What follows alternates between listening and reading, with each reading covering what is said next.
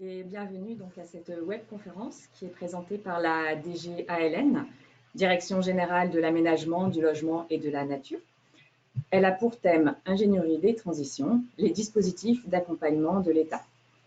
Plus concrètement, nous allons découvrir des programmes innovants proposés par l'État pour accompagner les collectivités dans leur transition, qu'elle soit écologique, sociétale ou économique. En effet, en matière d'urbanisme et d'aménagement, les collectivités sont en première ligne pour relever les défis de la ville et des territoires durables, transition écologique, cohésion territoriale, revitalisation des centres-villes, évolution des modes de vie et de production, vivre ensemble. Le rôle de l'État est d'accompagner ces mutations et d'appuyer les collectivités qui en expriment le besoin. Je m'appelle Carole Rapp. Je suis journaliste spécialisée en environnement et membre du réseau Service Public, un réseau de journalistes et animateurs qui ont une bonne connaissance du service public. Et j'ai le plaisir de vous présenter nos trois intervenants. Ils ont chacun une riche expérience des outils proposés par l'État pour accompagner les territoires dans leur mutation. Hélène Peskin, bonjour. Vous êtes secrétaire permanente du PUCA, le plan urbanisme construction architecture. Le PUCA est une agence interministérielle créée il y a plus de 20 ans et son objectif est d'éclairer l'action publique en faisant progresser les connaissances sur les territoires et les villes à travers des actions de recherche. Vous allez nous parler d'un programme original, POPSU Territoire. POPSU Territoire est une aide à la réflexion au moyen de la recherche-action. Jean-Baptiste Butlen, bonjour. Bonjour. Vous êtes sous-directeur de l'aménagement durable, sous l'égide du ministère de la cohésion des territoires et des relations avec les collectivités territoriales, ainsi que du ministère de la transition écologique et solidaire. Grâce à vous, nous allons en savoir plus sur un accompagnement qui a fait ses preuves et qui est très opérationnel, les ateliers des territoires. Morgane Le Tanou, bonjour. Bonjour. Vous êtes directrice générale des services de la communauté de communes de Nozay, en Loire-Atlantique, 16 000 habitants. Votre collectivité est lauréate à la fois d'un projet atelier des territoires et très récemment d'une démarche POPSU. Avant de vous passer la parole, je rappelle aux internautes qui nous regardent que pendant cette webconférence, vous allez pouvoir poser vos questions via la fenêtre questions qui est visible dans l'interface GoToWebinar sur la droite de votre écran. Donc, nos intervenants feront leur possible pour y répondre au cours de cette conférence, donc restez bien connectés. Et enfin, nous vous informons que cet événement donnera lieu à un enregistrement qui sera mis en ligne. Vous recevrez d'ici quelques jours un email avec le replay ainsi que le support de présentation. Commençons avec Hélène Peskin, donc secrétaire permanente du PUCA.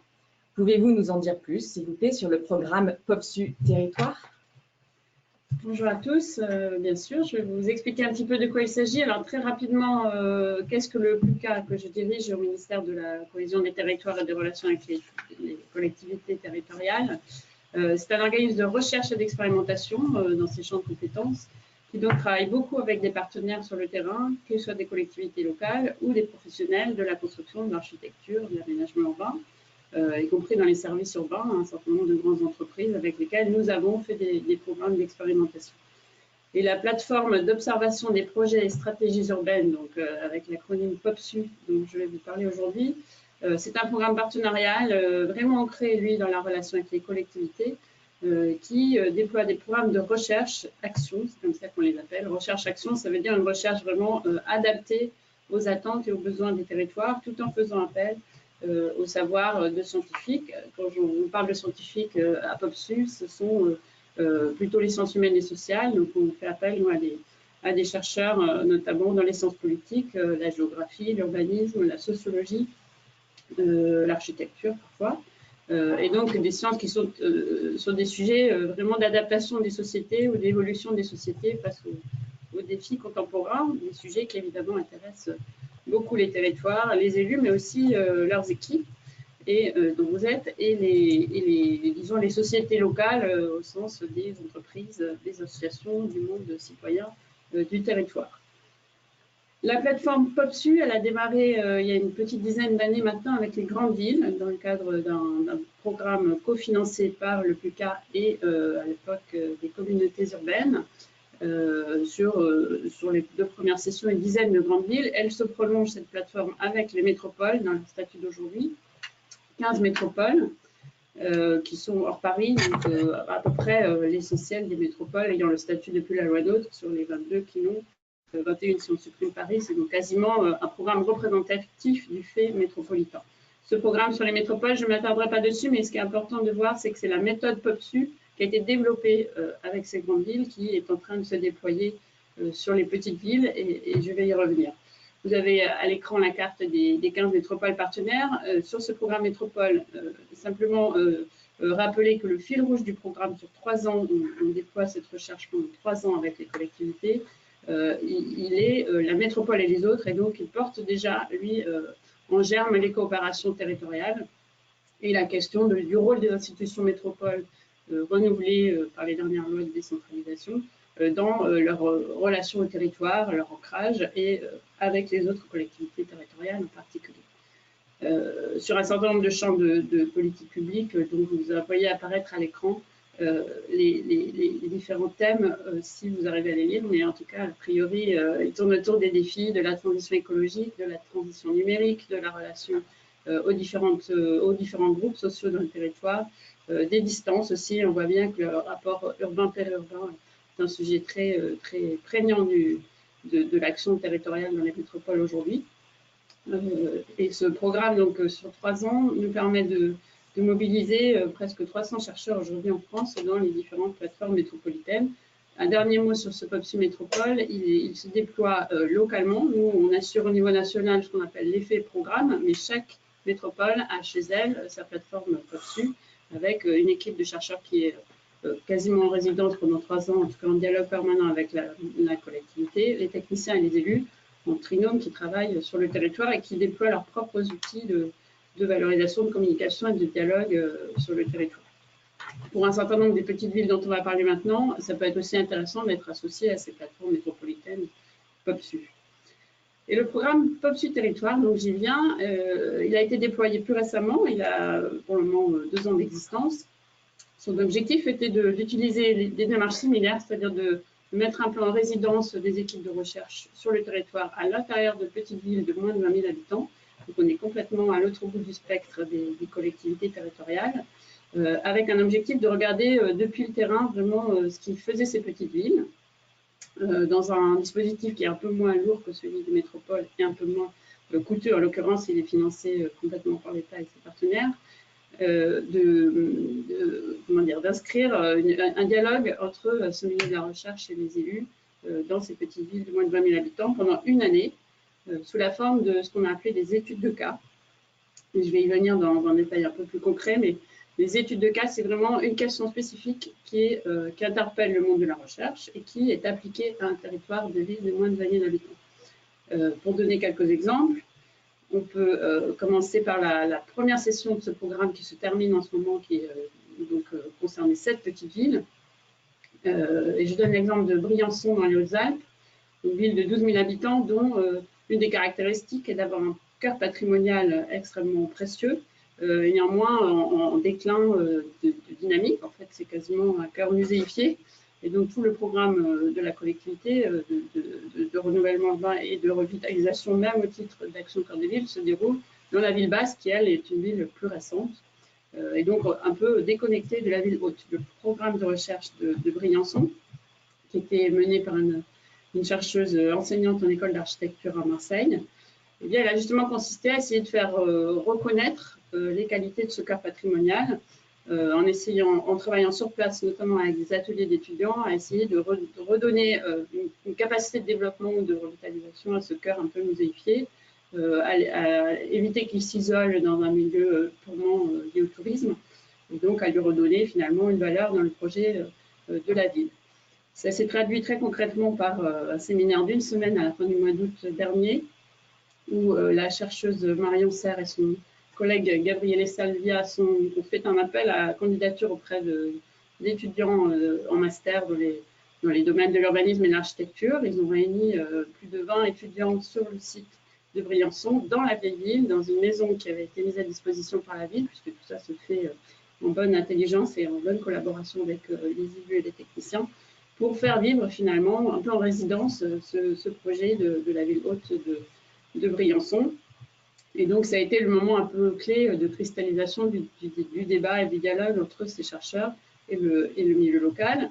Ce travail avait été évidemment préparé, c'est pour ça que l'étude de cas dure une année, par les chercheurs pour bien déterminer quels étaient les ressorts de développement de cette petite ville. Et puis, il sera conclu, comme toutes ces études peuvent sur territoire, par une note aux décideurs, on l'appelle comme ça, c'est un papier relativement synthétique qui sera remis aux élus pour voilà, mettre en avant quelques recommandations pour l'action, et un rapport de recherche plus académique, mais néanmoins dont on a souhaité et demandé qu'il ne soit pas un roman de 700 pages, mais plutôt un rapport d'une quarantaine de pages au maximum, illustré et qui soit quand même accessible à un public non académique.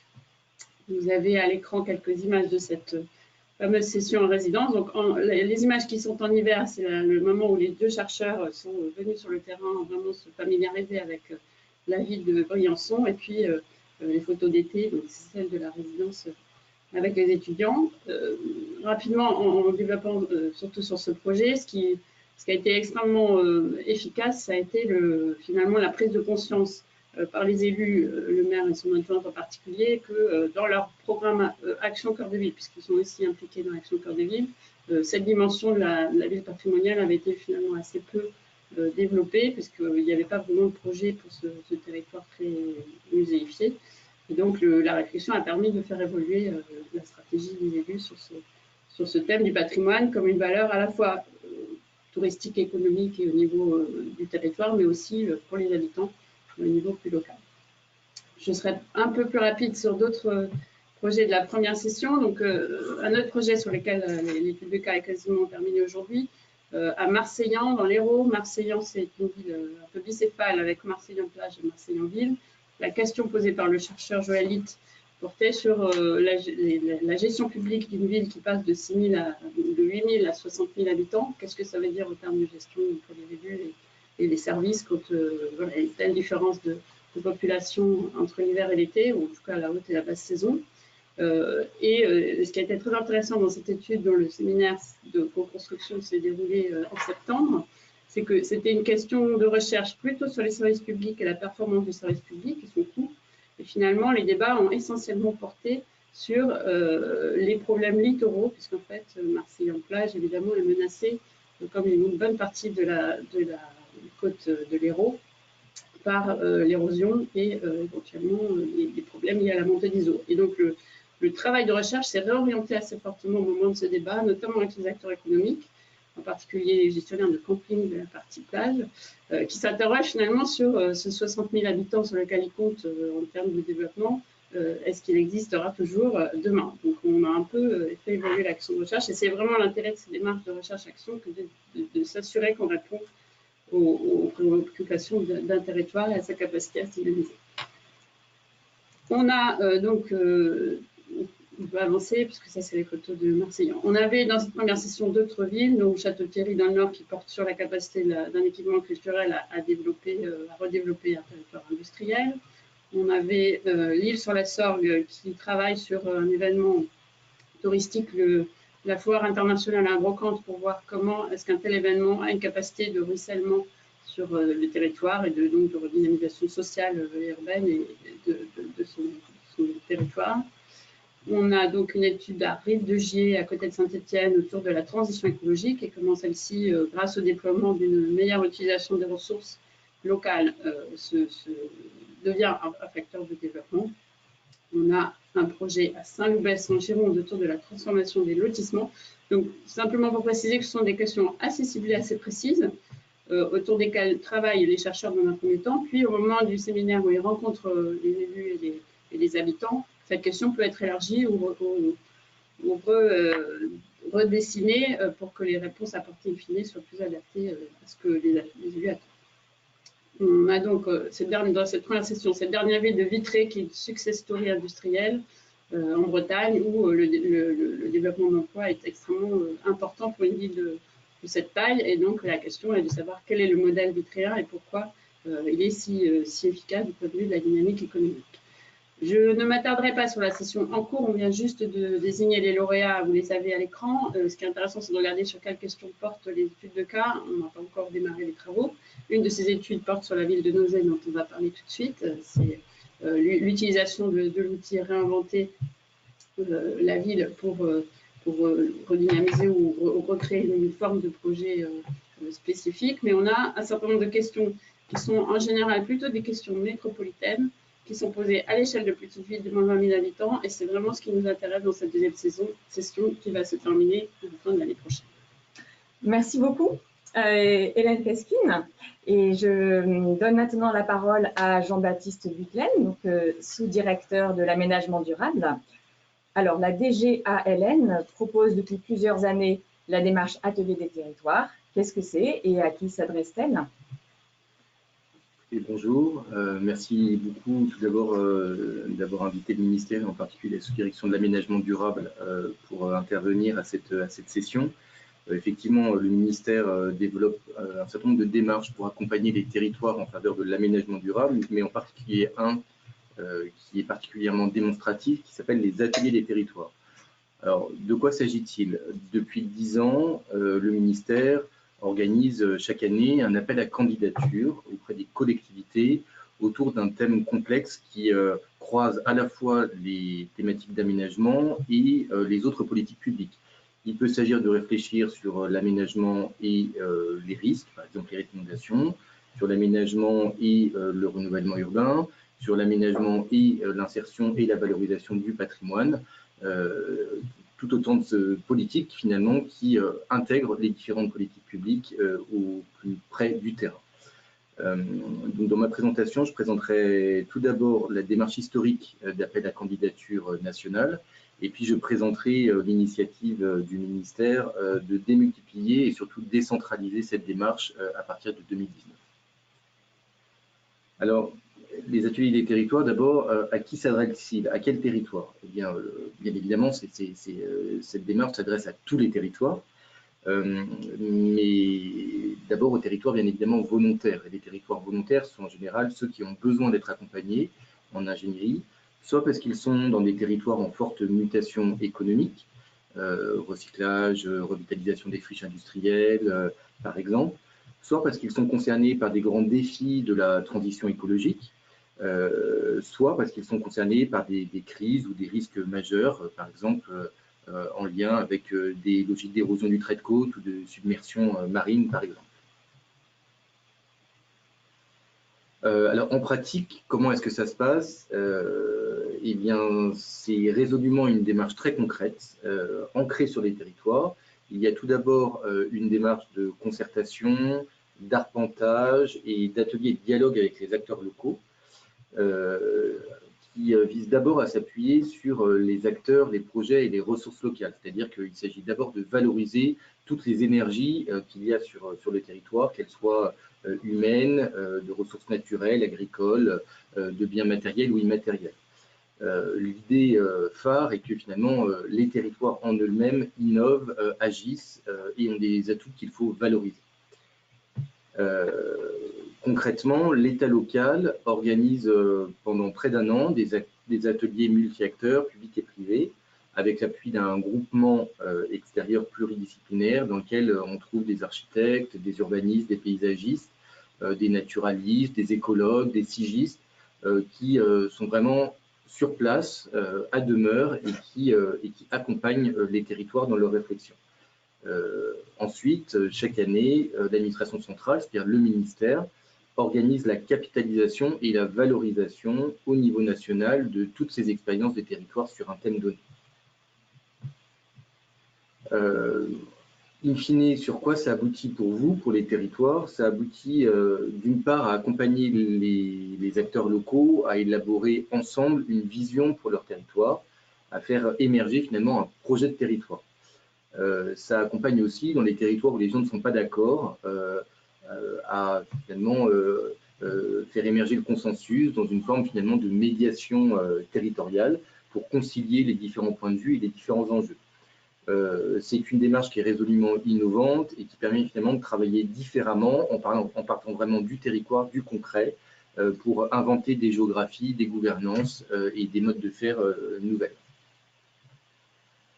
Donc quelques illustrations sur les diapositives à partir de quelques photos. Hein. On voit tant sur la photographie de gauche que sur la photographie de droite que la stratégie s'élabore vraiment au fil d'un parcours exploratoire sur le territoire, avec plusieurs séances de travail, plusieurs arpentages. Et c'est en tout état de cause un processus qui est itératif de concertation et de validation avec les acteurs locaux. L'idée est d'aboutir vraiment finalement à du cousu humain pour les territoires. C'est une logique vraiment de bottom-up et non pas de top-down. Donc encore une fois, quelques photos qui illustrent finalement quelques ateliers des territoires. Hein. Moi, je pense qu'il y a 4 grandes idées qui ressortent de cette photo. La première idée, c'est qu'on veut vraiment que ce soit une démarche très ancrée sur les territoires. Vous le voyez, hein, on est vraiment sur le terrain, les pieds dans les bottes. La deuxième idée, c'est qu'on veut que ça soit une démarche très collaborative et participative. Vous voyez qu'il y a beaucoup de monde, très différents, qui croisent finalement les profils et les responsabilités, puisqu'en fait, on aménage notre territoire ensemble. La troisième idée, c'est qu'on veut que ça soit très, très concret, même si ça répond à une vision collective. Et la dernière idée, c'est qu'il faut nécessairement que ça soit très positif, puisque finalement l'idée est d'inventer ensemble l'avenir, donc on se tourne effectivement vers une démarche pleine d'espoir. Donc concrètement, cette démarche nationale, organisée depuis plus de 10 ans, a conduit à l'accompagnement de 80 ateliers des territoires depuis 2006. Vous voyez qu'il y en a sur à peu près tout le territoire, tant en métropole que au niveau des territoires ultramarins. J'en viens du coup à l'évolution de la démarche à partir de 2019 que j'annonçais dans mon introduction, qui nous a conduit à poursuivre cette logique d'appel à manifestation d'intérêt national, mais aussi à la démultiplier et à la décentraliser pour qu'elle soit encore plus adaptée aux besoins des territoires. Donc concrètement, en 2019, on a effectivement, comme les précédentes années, organisé un appel à manifestation d'intérêt national sur le thème des transitions écologiques. On a retenu 5 sites qui apparaissent à l'écran, qui traitent à la fois de questions d'insertion de grandes infrastructures, notamment d'infrastructures routières dans les territoires, à la fois d'adaptation au changement climatique, mais aussi à des questions d'érosion du littoral, mais également à des questions de mobilité et de coopération territoriale ou de mutation agroécologique dans des logiques de circuits courts et d'accompagnement des agriculteurs. Mais on a également souhaité démultiplier et décliner la démarche au plus proche des territoires avec ce qu'on a appelé des ateliers à la carte qui sont organisés sous 2 formats. Un format très court qu'on appelle l'atelier flash qui ne dure finalement que 3 mois, donc 15 jours sur place, et un atelier un peu plus long qu'on appelle atelier local qui dure 6 à 8 mois, dont à peu près 1 mois à 3 mois sur place. Et pour ce faire, on a déployé des marchés cadres nationaux qui permettent aux collectivités et aux services déconcentrés de s'approprier l'outil et de le démultiplier au plus proche du terrain. Alors concrètement, c'est un outil qui a fait recette. Hein. Il y a eu cette année 5 sites flash qui ont été retenus en Seine-et-Marne, dans Lot-et-Garonne, en Savoie, dans la Meuse, mais également dans les Vosges, avec effectivement soit des accompagnements de sites industriels, soit des logiques de rebond économique d'un territoire en déprise ou de requalification de quartiers dégradés. Donc c'est très très large. S'agissant des ateliers locaux, qui sont donc très adaptés au territoire, mais un peu plus longs, on en a aussi retenu 5 pour cette année, en Seine-Maritime, dans l'Ardèche, dans le Var, dans la Marne et aussi en Haute-Marne et Côte-d'Or, avec des projets effectivement très emblématiques, comme la création du parc national Feuillus, ou comme l'accompagnement de la stratégie du recul du trait de côte en Seine-Maritime. Voilà, vous pouvez retrouver toutes les informations, mais également quelques films qui font parler les acteurs locaux sur notre site internet au travers des liens qui apparaissent à l'écran. Merci beaucoup, Monsieur Butlen. Alors, j'ai envie de vous demander, ces ateliers des territoires, est-ce qu'ils sont complémentaires d'autres outils d'accompagnement de l'État, par exemple Action Cœur de Ville ou le projet Petite Centralité? Comment ça s'articule entre tous ces Alors, outils d'accompagnement? Pour moi, l'atelier des territoires est intéressant en cela qu'il intervient en amont des autres démarches d'accompagnement des territoires, puisque précisément son objet est de faire émerger un projet, une vision et de mettre finalement les acteurs d'accord sur ce qu'ils veulent faire de leur territoire et de l'avenir de leur territoire. Donc évidemment, ils sont très complémentaires, ces ateliers, d'autres démarches organisées par l'État.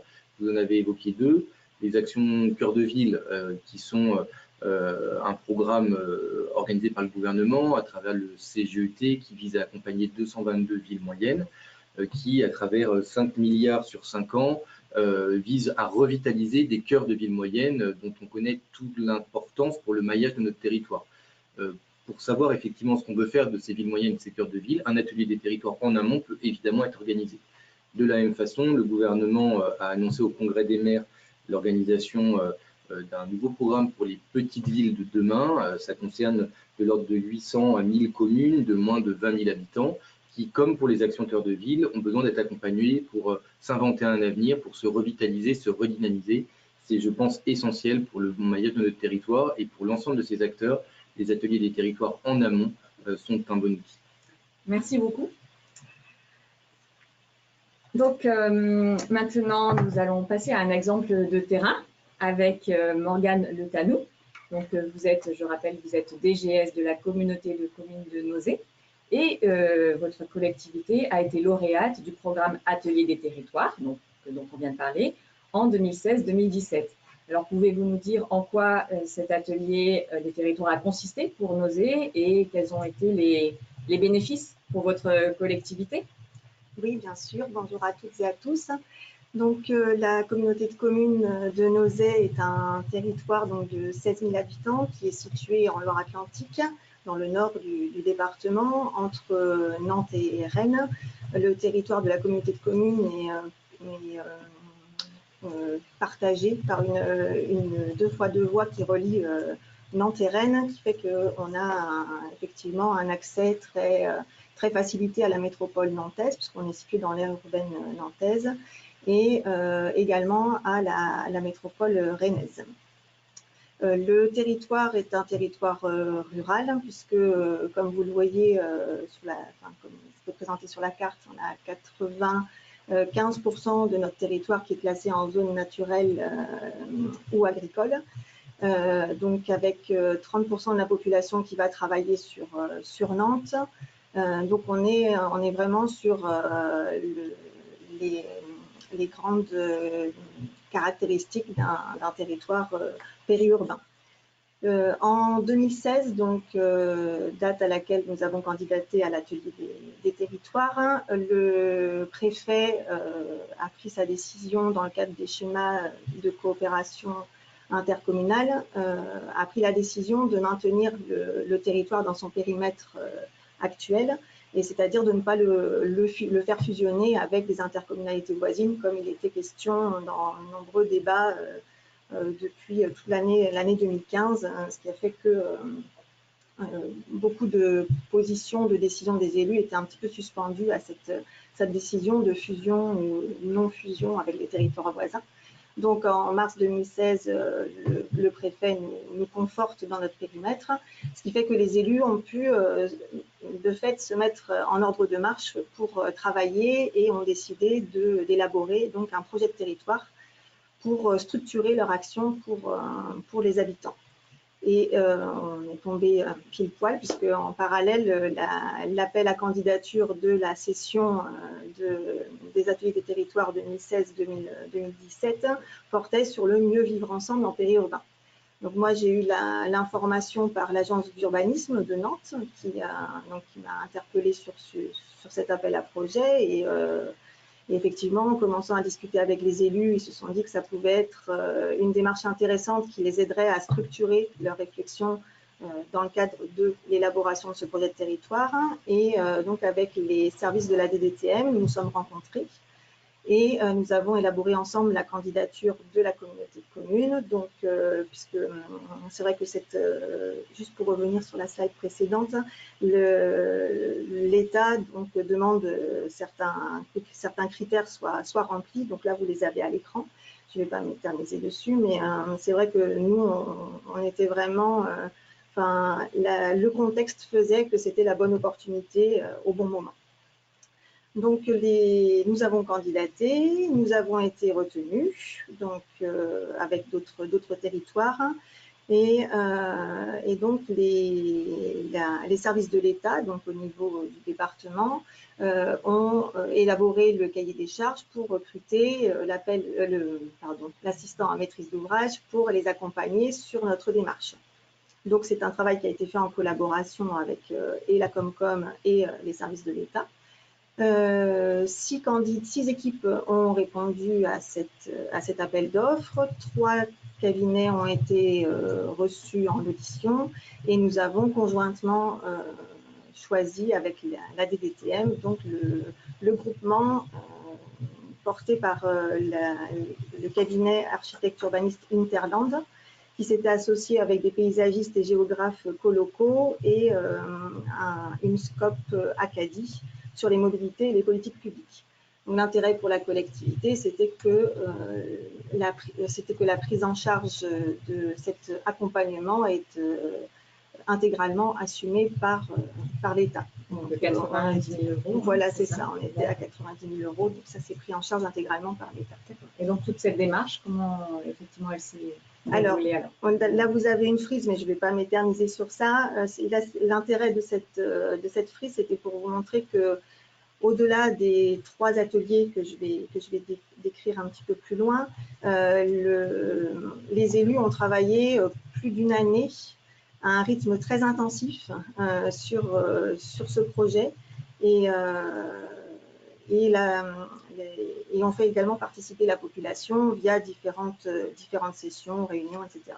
Donc, je vais vous présenter les différents ateliers pour vous montrer un peu le côté pratico-pratique et très concret. Donc, l'atelier 1, donc le premier atelier donc, où on avait la prise de connaissance un petit peu de l'équipe retenue avec les élus, les équipes, mes services et les services de l'État.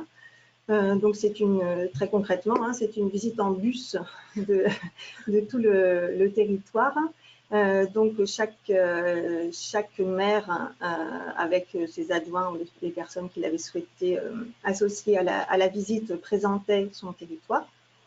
Donc, on a vu qu'étaient mis en exergue essentiellement les éléments communaux et très peu l'intercommunalité. Donc, ça permettait de questionner un petit peu ça. Et donc sur une journée entière. Et le lendemain, on avait là une session en séance, donc sur une commune, où l'équipe pluridisciplinaire donc, qui nous accompagne émet ses premières réflexions, ses premiers constats, émet un peu en débat ce qu'elle a retenu de cette visite. L'équipe qui vous accompagne, elle est constituée d'urbanistes, c'est ça? Oui, donc Interland, voilà. Coloco et Acadie qui avaient été retenus. Et en termes de compétences, ce sont des... Oui, donc architectes, voilà. Urbanistes, paysagistes, géographes, des spécialistes en mobilité également. Ils sont en observation en fait sur le terrain. Voilà, c'est ça. Donc, on regarde, observer le terrain. Voilà, c'est ça. Et étaient également associés, bien sûr, les services de l'État, la DDTM, mais également le CEREMA qui nous a également accompagnés sur cette démarche, et l'ensemble des conseillers municipaux et communautaires. Donc, on avait invité vraiment tout le monde pour que cette première restitution soit partagée. Et les bénéfices de cet atelier. Et donc, à partir de là, comme c'est indiqué dans la diapositive, on est vraiment sur l'idée de... On a identifié, c'était 5 thématiques qui étaient identifiées, donc l'eau, l'économie, les mobilités, le paysage, beaucoup. Donc, tout ça est remonté et donc on définit à partir de ces remontées les sujets sur lesquels on va travailler sur le deuxième atelier. D'accord. Donc, le second atelier, c'était combien de temps? À peu près 3 à 4 mois plus tard, hein? Oui, c'est ça, parce qu'on était là, le premier c'était sur décembre, le second c'est sur mars. Donc nous, entre-temps, on a beaucoup travaillé en interne et avec les équipes et avec les élus sur les différentes thématiques qui avaient émergé au mois de décembre. Ce qui fait que les élus sont arrivés en étant un peu plus matures sur les idées qui pouvaient aussi se faire sur les perspectives pour leur territoire sur les sujets. Et ils ont été un petit peu bousculés sur ce deuxième atelier, puisque là, on avait réuni toujours les élus communautaires, les élus municipaux, mais également les partenaires, donc qu'ils soient associatifs, économiques, institutionnels. Donc également dans une salle. Alors, juste pour préciser, à chaque fois, tous les ateliers ont été organisés dans les communes différentes de l'Interco, ce qui fait qu'on a sillonné tout le territoire, aussi symboliquement. Et donc là, l'équipe pluridisciplinaire qui nous accompagnait a un peu bousculé ce que je disais, les élus, puisque les a un peu questionnés sur en 2030, votre territoire, pour vous, c'est quoi? Donc, en partant sur des extrêmes, vraiment des grosses extrêmes, ce qui leur a permis de définir ce qu'ils voulaient, en étant, on est ni sur une extrême ni l'autre, mais vraiment sur des choses qui ont permis de faire avancer la réflexion.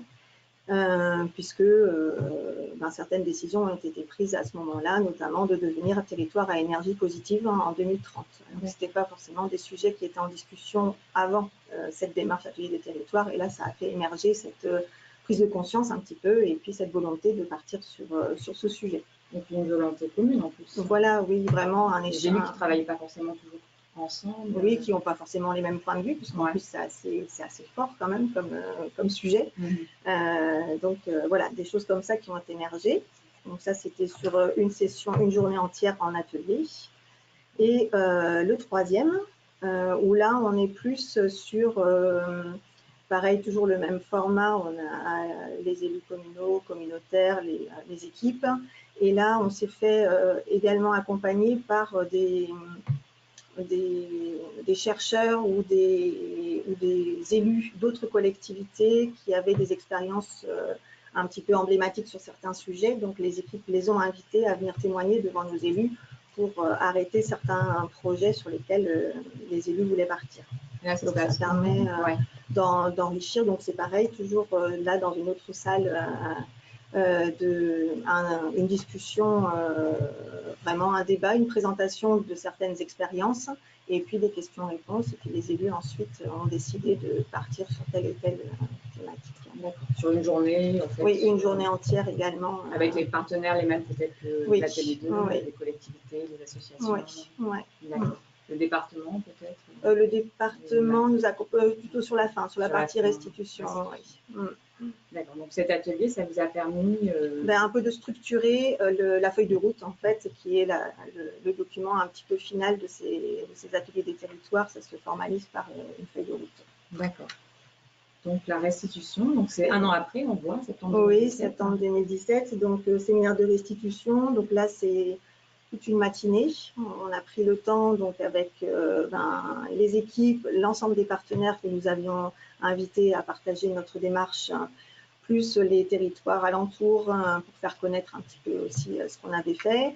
Donc je vous ai mis sur la diapo là des exemples de cartographie, de documents un petit peu qui peuvent émerger et qui ont été élaborés donc par l'équipe Interland, pour un peu présenter les résultats des réflexions. Et donc là, vous voyez qu'on a les 3 piliers de notre projet de territoire. Donc à cette occasion, on a pu présenter les 3 piliers. Et nous, en parallèle, vu qu'on avait avancé, ce que je vous expliquais, entre les ateliers, on avait avancé en réunion de travail, on a pu élaborer notre projet de territoire et présenter le projet de territoire également à cette occasion. D'accord. Sur la base de ces 3 piliers. Voilà.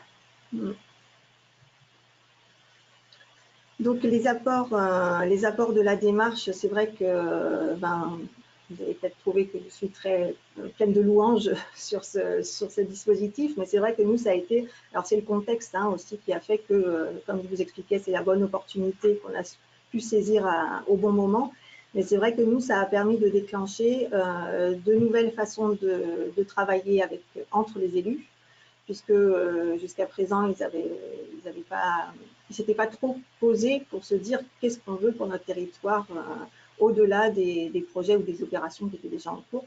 Donc, une vraie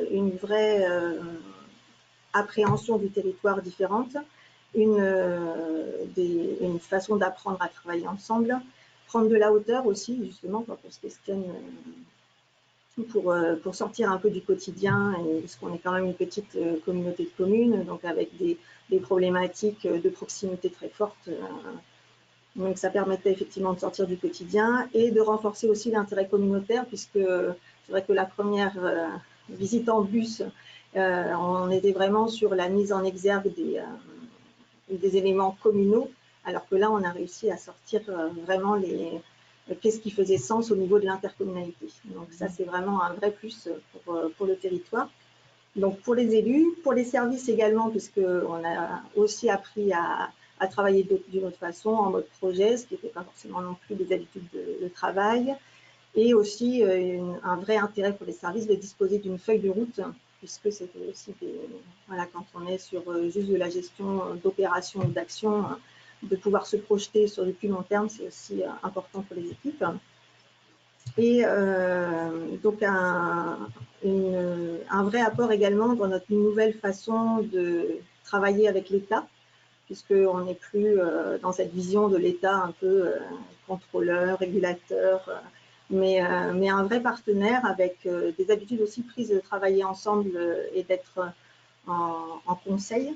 Et ce qui est aussi intéressant, puisque c'est des choses qu'on a gardées maintenant. Alors, justement, donc, dans ces relations avec l'État, apparemment, elles se sont poursuivies.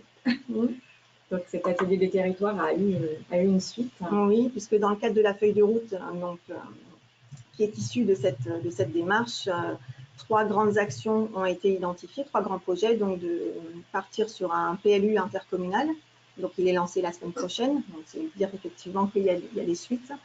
Un circuit de liaison douce d'une centaine de kilomètres qui va relier l'ensemble des 7 communes. Donc ça, c'est également un projet qui est en cours. Et le troisième, qui est le projet innovant sur lequel les élus ont souhaité s'investir, c'est le premier réinventé rural. Donc effectivement, un des constats sur le territoire, c'est qu'on est sur une typologie d'habitat un peu standardisée, et les élus avaient envie d'essayer d'avoir des choses nouvelles qui puissent se présenter avec des choses innovantes tant dans les méthodes de construction, dans les matériaux, mais aussi dans les formes d'habiter. Donc ils se sont dit, lançons-nous, mais surtout mettons-nous ensemble pour être plus forts et pour intéresser peut-être plus facilement des bailleurs ou des investisseurs, des aménageurs, puisque c'est vrai que sur des petites communes comme les nôtres, les bailleurs ne se bousculent pas au portillon pour venir nous présenter des projets. Donc, réinventer rural, c'est en lien avec ce qui existait déjà sur les réinventés Paris. Voilà, c'est le même concept que les réinventés Imagine Angers, Réinventons Paris. Et c'est le premier qui s'applique sur un territoire rural, effectivement. Et donc, pour nous accompagner sur cette démarche, nous avons retenu l'atelier Georges, qui est un bureau d'études. Ce sont des urbanistes et architectes également. Et là, l'État, toujours dans son rôle de partenaire, nous accompagne également, et financièrement, puisque 70% de l'étude et de l'accompagnement est financé par l'État, et ils sont également présents lors de toutes nos rencontres. Et nous avons donc lancé l'appel à manifestation d'intérêt au mois de mars. Donc l'ensemble des communes a mis dans un pot commun, en quelque sorte, soit des terrains, soit des bâtiments à réhabiliter, sur lesquels on demande à des équipes de nous faire des propositions d'aménagement, en faisant émerger 2 innovations, soit dans la construction, soit dans le mode d'habiter. Donc, suite à cet appel à manifestation d'intérêt, on a reçu à peu près sur les 7 communes, nous avons reçu en gros 2 à 5 propositions par terrain, à part une commune sur laquelle nous n'avons pas reçu de proposition, mais c'est quand même déjà dans l'intérêt que ça a suscité, c'est déjà positif. Et là, nous sommes en phase d'analyse et de négociation avec les candidats pour finaliser un projet sur chacune de ces communes. Et donc, c'est cette même démarche, ce même appel à projet qui va faire l'objet maintenant d'un POPSU territoire. Voilà. On parlait Madame Pesquine au début. Voilà, exactement. On reboucle la boucle, puisque l'atelier Georges, donc là, en tant que chercheur et urbaniste, a présenté sa candidature auprès du POPSU territoire en prenant appui sur la démarche mise en œuvre sur le territoire de la commune de Nozay. D'accord, donc ça c'est à venir. Vous venez juste d'être lauréat, comme on a vu. Et... D'accord. Alors, merci beaucoup, Madame Morgane Otanou. Donc, j'en profite pour vous rappeler, donc, à vous qui nous regardez, que vous pouvez poser des questions. Donc, n'hésitez pas aux trois interlocuteurs à poser des questions dans la fenêtre questions de votre webinaire. Alors, il y a plusieurs questions qui sont arrivées. Il y en a une que je pense qu'il s'adresse plutôt à Monsieur Butlen pour les ateliers des territoires. Alors, là, je vous lis la question. Est-ce qu'une petite commune rurale qui a besoin de travailler sur la transition énergétique peut-elle aussi être accompagnée au travers d'un atelier des territoires, ou est-ce qu'on est trop petit quand on est vraiment une petite commune rurale et qu'on a besoin de travailler sur la transition énergétique? Eh bien, au contraire, vous êtes tout à fait la cible, hein, puisque l'objet est d'accompagner prioritairement les territoires qui ont besoin d'appui en ingénierie. Donc, une commune rurale et qui en plus travaille sur des thématiques de transition écologique et énergétique est pour nous tout à fait intéressant. Je pense que le plus simple est de se rapprocher des acteurs de l'État au plan local, en particulier la DDT, la Direction départementale des territoires, qui pourra vous expliquer sur quel cycle candidater et comment faire remonter votre projet. Très bien, merci beaucoup. Alors, je voulais revenir à vous, donc Madame Hélène Pesquine et puis Morgane Otanou, puisqu'on voit que cet atelier des territoires sur la communauté de communes Nozay s'est prolongé par ensuite un autre appel à projet et ensuite une mission POPSU territoire. Alors, Hélène Pesquine, est-ce que vous pouvez nous dire justement, est-ce que c'est nouveau que tout d'un coup, un POPSU territoire peut prolonger une démarche atelier des territoires, sachant qu'atelier des territoires, c'est plus opérationnel, que POPSU, c'est plus une démarche de recherche. Est-ce que c'est nouveau et pourquoi dans ce cas à Nozay? Alors, c'est la première fois, en tout cas, donc oui, on peut dire que c'est nouveau. On en est très, très content, parce qu'effectivement, on l'a peut-être pas assez précisé dans nos deux premières interventions avec Jean-Baptiste Butlen, mais on a vraiment des démarches qui sont tout à fait complémentaires avec des ateliers de territoire, plutôt dans la démarche de dessiner spatialement avec les acteurs un projet pour le territoire, et un POPSU qui est plutôt dans l'observation et la révélation d'un certain nombre de dynamiques, voire de déconstruire un peu des idées reçues sur le territoire, notamment pour donner l'envie aux élus en particulier de se projeter différemment. Et il se trouve que dans la nouvelle session de POPSU territoire à laquelle Nozay a été retenu, il y a beaucoup de sujets autour de finalement la créativité de ces territoires à développer des outils nouveaux. Et donc POPSU va plutôt servir à évaluer la capacité de ces nouveaux outils, comme le réinventaire rural qui est très spécifique et singulier, puisqu'il est le seul en France, à créer autre chose que ce que disons, les outils classiques, les procédures classiques de l'aménagement du territoire avec les documents d'urbanisme ou les projets urbains créent, et comment est-ce que, en partant d'un territoire rural comme Nozay, ça donne des résultats différents. Voilà. Donc on est plutôt dans l'observation de cette politique en train de se faire et de la mesure de ses effets. Ce qui est très intéressant dans ce cas de Nozay, c'est qu'il y a une première étape très approfondie grâce à l'atelier territoire justement de compréhension des enjeux du territoire, de définition d'un projet. Et donc là, on est dans une politique d'application dont on va évaluer les effets, y compris pour les valoriser à terme au-delà évidemment du territoire de Nozay.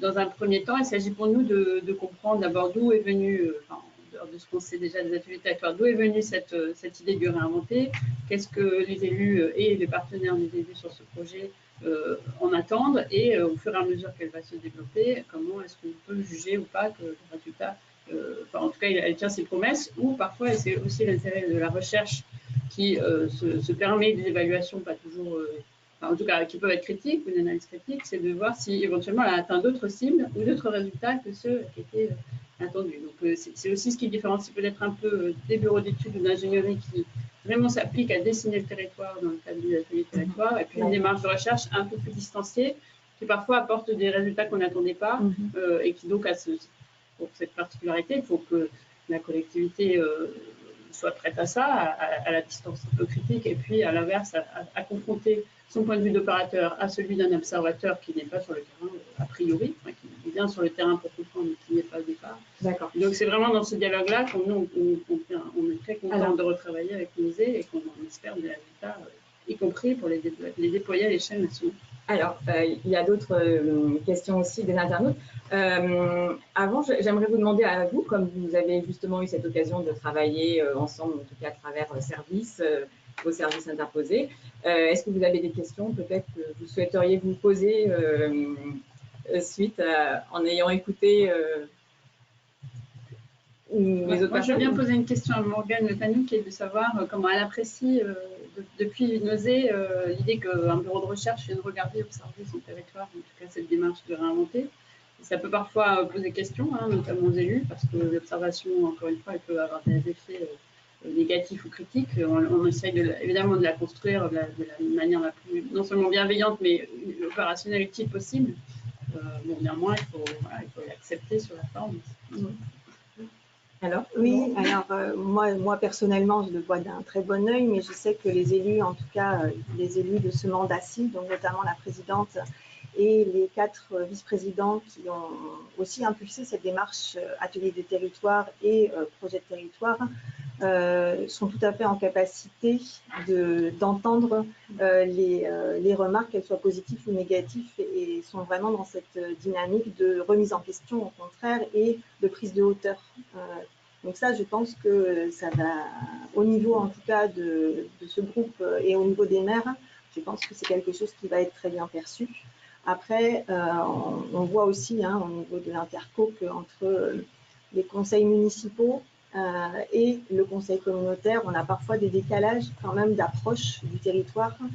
Et c'est justement, ça va aussi être intéressant de travailler sur ce sujet-là, puisque les communes vont rester quand même maîtres du choix du projet réinventé sur leur territoire. Et je ne sais pas si on va avoir une dichotomie entre les choix qui pourraient être faits par les conseillers municipaux par rapport aux choix qu'aurait fait l'interco. Donc tout ça, ça va être, je pense, très intéressant à travailler, et je pense qu'on a une équipe d'élus qui est à même d'entendre les choses. Alors, je vous donne une question qui vient de vous, en fait, des internautes. Alors, il se pose justement, quelqu'un pose la question de la place des habitants dans cette démarche, en fait. Alors, je ne sais pas si vous pensez au atelier des territoires ou POPSU, mais peut-être que ça s'adresse à vous deux. Est-ce que les habitants sont impliqués dans la phase de concertation? Monsieur Guiten? Alors, on l'encourage très fortement à ce que les habitants soient associés à la démarche le plus en amont possible, puisqu'on est persuadé effectivement qu'en dans les logiques d'aménagement du territoire et en particulier de construction de la ville, on doit vraiment être dans cette logique de co-construction, d'aménagement concerté, d'aménagement participatif. Il y a même certains territoires d'ailleurs qui vont plus loin et qui proposent des projets d'initiative citoyenne. C'est-à-dire qu'il ne s'agit pas seulement de faire participer les habitants, mais de partir de leurs idées et de leurs envies pour ensuite construire le territoire. Donc oui, on le recommande. À ce titre, d'ailleurs, dans le cadre des ateliers des territoires, une charte de la participation citoyenne a été organisée pour aider justement les acteurs locaux et en particulier les élus à trouver des bonnes méthodes pour associer les citoyens. Ça peut être des méthodes très numériques, associant la civic tech, des maquettes numériques qui fonctionnent bien en général dans les territoires très urbains. Ça peut être au contraire des logiques très participatives basées sur l'accueil des maisons de services, des tiers-lieux quand on est dans des territoires plus ruraux.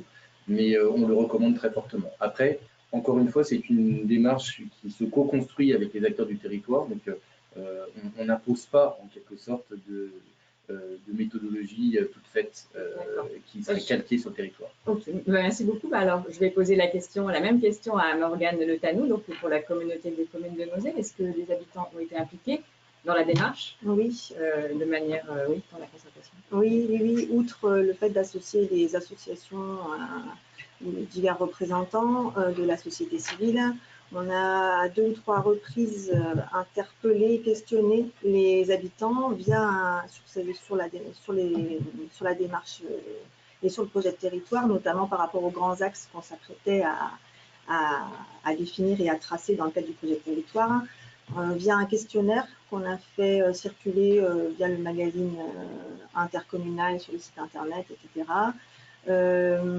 Également, l'équipe pluridisciplinaire menée par Interland a été au rendez-vous et vers la population un samedi toute la journée, donc dans des lieux un petit peu où il y a la population le samedi, c'est sur le marché, à Super U, donc pour essayer d'interpeller un petit peu les gens sur le sujet. Et les élus également ont décidé de créer au niveau de la communauté de communes ce qu'ils ont appelé un atelier citoyen. Donc en tirant au sort, de la même façon que les jurés d'assises, chaque conseil municipal a tiré au sort des habitants pour faire partie de cet atelier citoyen qui a commencé à travailler sur certains sujets, qui a été mis en place, qui a travaillé sur certains sujets. Et en dernier lieu, on a également fait une restitution et une présentation du projet de territoire en réunion publique après le séminaire de restitution du mois de septembre à la population. Et on a eu une centaine de personnes quand même qui se sont déplacées pour entendre la présentation. Ça a été bien accueilli par les citoyens et aussi comment ça a été accueilli par les partenaires du type les autres collectivités Oui, alors c'est vrai que je ne sais pas si c'est le bon terme, mais je pense que les élus de la communauté de communes avaient un petit peu un sentiment d'infériorité en se disant on est un petit territoire, on est éloigné de la métropole nantaise. Et le fait d'avoir travaillé sur ce projet, d'avoir mis aussi en exergue les ressources et les potentiels du territoire, ça leur donne déjà un peu plus d'assurance vis-à-vis de leurs voisins. On a certaines interco voisines qu'on avait invitées à un séminaire de restitution qui, à l'issue de ce séminaire, sont venues dire à leurs collègues élus, dis donc, c'est bien ce que vous avez fait, on vous envie un petit peu d'avoir mis en œuvre cette démarche. Et enfin, vis-à-vis de nos partenaires, notamment financeurs, régions, départements, c'est vrai qu'aujourd'hui, d'arriver pour demander un financement sur tel ou tel projet en démontrant qu'il s'inscrit dans une vraie politique réfléchie et cohérente de devenir du territoire, c'est un vrai plus et on est plus crédible. D'accord. Alors, une question des internautes. Quelle articulation avec le SCOT? Est-ce qu'il y a une articulation qui est envisageable ou pas forcément, en fait, c'est peut-être des choses à part? Alors, il peut y avoir une articulation avec le SCOT ou des démarches d'élaboration du plan d'urbanisme, notamment les PLU, PLUI. Il est vrai que les ateliers des territoires en général sont